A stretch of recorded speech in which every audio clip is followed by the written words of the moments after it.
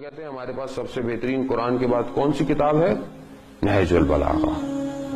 کتنے لوگ نہج البلاغہ پڑھتے ہیں؟ کتنے اس میں نامے ہیں، لیٹر، کتنے اس میں خطبے ہیں، کتنی اس میں حکمتیں ہیں؟ بس ہم کہتے ہیں جی بہت بہترین کتاب ہے، بڑی کتاب ہے، بس رکھے رہے گھر کے اندر۔ مولا کون ہے کائنات کا؟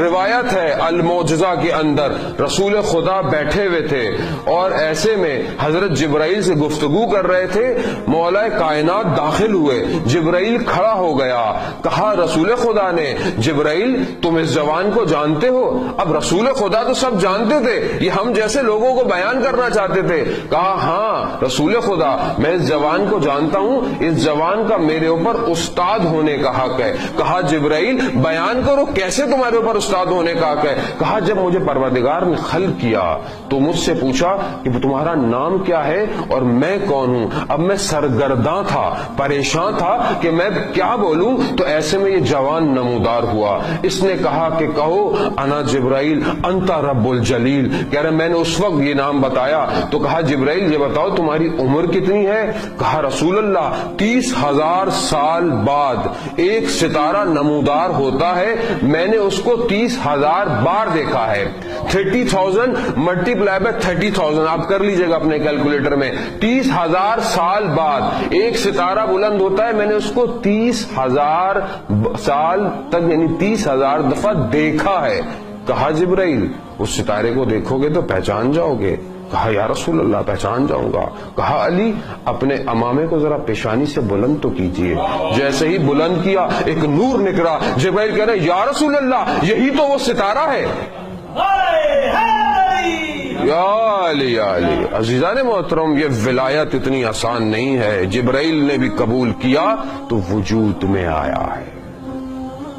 ہم لوگ لفظوں میں بعض اوقات ان کو استعمال کرتے ہیں اور گزر جاتے ہیں، نہیں، اس ولایت کو اپنے وجود سے ماننا پڑے گا۔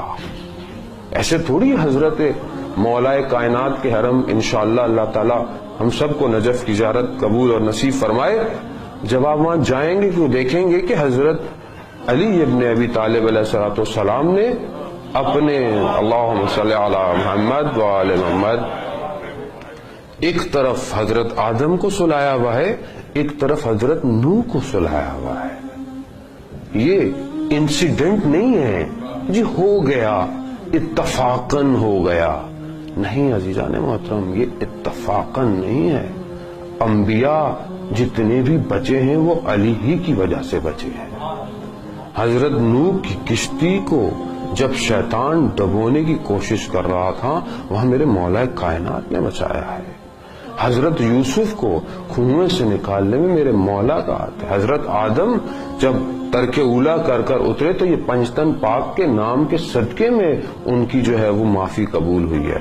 یہ کہانی نہیں ہے جوانوں۔ بعض اوقات ہمارے جوان سمجھتے ہیں کہ شاید ہمارے علماء ہمارے ماں باپ پنجتن پاک کو بہت زیادہ جو ہے وہ ایگزیگریٹ کرتے ہیں، نہیں ایسا نہیں ہے۔ یہ وہ مخلوق ہے کہ جو بغیر کسی واسطے کی خلق ہوئی ہے۔ سمجھنے کی کوشش کیجئے گا، میں آپ کو اگزامپل دیتا ہوں، بلا تشبیہ کا مثال نہیں دے سکتا لیکن ذہن کو کھولنے کے لیے، کہ جب انسان کسی چیز کو بناتا ہے، کسی چیز کو خلق کرتا ہے، انوینٹ کرتا ہے تو کوئی چیز استعمال کرتا ہے۔ مثال کے طور پر روٹی انسان بناتا ہے تو بریڈ، گندم، ویٹ یوز کرتا ہے، پانی یوز کرتا ہے، ملاتا ہے تو بنتی ہے روٹی۔ یعنی روٹی کس کی محتاج ہے؟ گندم کی محتاج ہے، پانی کی محتاج ہے۔ مگر جب کچھ ہو ہی نہیں اور کچھ خلق ہو جائے، جب کچھ ہو ہی نہیں اور خلق ہو جائے تو بتائیں نا، یہ کہانیاں نہیں ہیں عزیزان محترم۔ ہم بھی بچپن میں سمجھتے تھے یہ والدین ہمارے کچھ زیادہ ہی علی علی کرتے ہیں، پتہ نہیں ہے بھی ایسا نہیں ہے۔ نہیں عزیزان محترم، جب ہوش سنبھلا اور یہ ان کا لطف تھا۔ اگر ان کا لطف نہ ہو تو بوزر اور کمبر نہیں بنتا، سلمان نہیں بنتا۔ اگر وہ لطف کر دے تو انسان حر بھی بن جاتا ہے، حر علیہ السلام بھی ہو جاتا ہے۔ یہ ان کا لطف ہے کہ وہ نعمت ہمارے دلوں کے اندر ہے۔ تو بس میں یہیں سے آگے بڑھوں گا، یہ وہ نعمت ہے عزیزان محترم، بہت بڑی نعمت ہے۔ یہ آپ اپنے بچوں میں، اپنی نسلوں میں ٹرانسفر کرتے رہیں، چاہے اس کے لیے آپ کو کچھ بھی کرنا پڑے۔